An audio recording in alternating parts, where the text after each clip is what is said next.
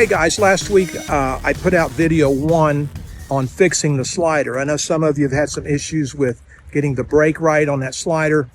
And so what I decided to do is do a 3-part series. And this week is part 2. Last week we talked about the grip and about the correct rotation, axis of rotation. We talked about the wrist, the release. And then I gave you a short drill on how to put all that together and throw that pitch maybe 5 or 10 feet just to get a feel of it and just to make sure your rotation is right, your release is right.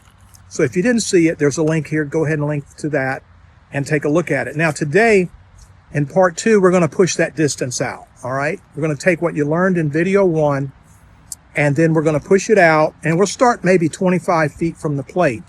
Now, I don't want you to worry about accuracy right now. What we're going to work on is just maintaining, the first part of this lesson is maintaining the correct rotation and orientation of rotation on the pitch at a little bit farther distance, because the mechanics will change slightly once you start pitching that slider a little bit farther. So one other thing about the grip. Now last week I talked about the grip like this, and that's what I like to teach it to start out with, but you may have to make a slight adjustment. As you move out, you may find that rotation is not pure. It may wobble like this a little bit, okay? That's not a big deal, okay? The wobble is not going to hurt your brake as long as the leading edge or the leading axis of that rotation, it's not even, but it's on your pitching arm side leading. As long as it's doing that, whether it's got a wobble or not a wobble, that's no big deal. The stripe is really to make sure you're throwing on 2 seams. That's what it's for. So if it wobbles a little bit, you're still on 2 seams. So don't, just as long as you can see it. Now, if that stripe disappears, that means you've really lost the orientation of 2 seams.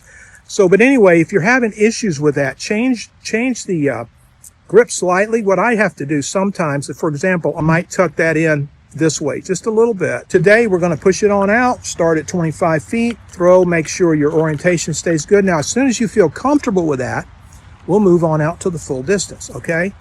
Now, if it might take you 2 or 3 practices to do that, and that's fine. We're not in a hurry. You want to build a solid foundation. This is going to be a great pitch for you if you build it right and you take your time with it. It's going to take you several hundreds, if not a couple of thousand pitches to really feel comfortable with this pitch. That's the time you've got to put in. It takes a lot of missed pitches to get good pitches, okay? And you're not going to get missed pitches unless you're pitching a lot, and you're pitching a lot of practice. So on this, when you move out to full distance, what I want you to try to do is we're going to work for distance today. Let's not worry about the line. The left and right and the arc, we're going to address that next week. But today, or as you finish this lesson, I want you to focus, once you get the full distance, on hitting the plate.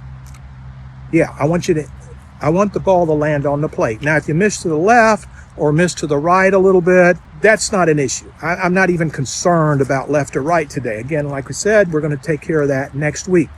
But it's important on a breaking pitch to establish the distance first. Because if you miss on your distance, you're going to miss on your line. A breaking pitch by nature is moving laterally.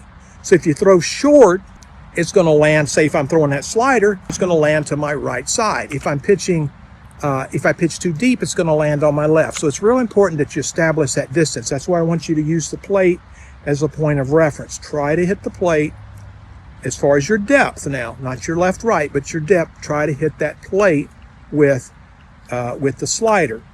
Now, you say, well, won't that establish a bad habit? No, because the slider is going to be a very effective pitch for you, either on the plate or just off the edge of the plate.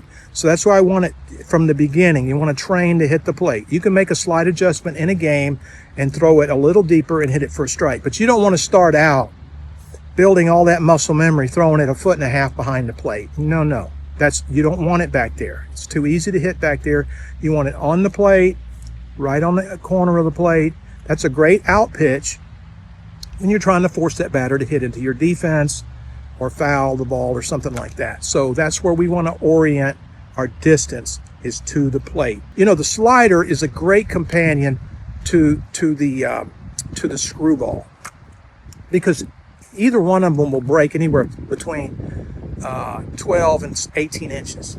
So if you have one of them, that's good, but you have like from the center to 18 or center to 18, whatever. But if you have both of them, you have to remember that these breaking pitches, they diverge mostly from the top of the arc. They don't break a lot up to the top of the arc, but as they get to the top of the arc, that's when they start to really break.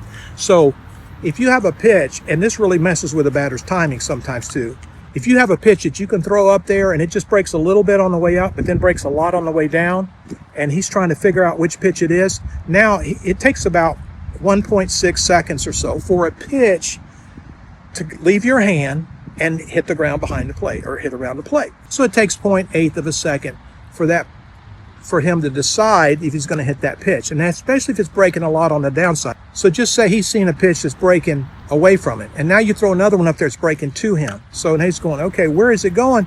It's breaking to him. It's enough to disrupt his timing. And if he's already behind in the count, he's going to hack at that pitch. All right. So if you've got good location on that pitch, you have a good chance of getting him out, forcing him to hit the ball where you want it hit.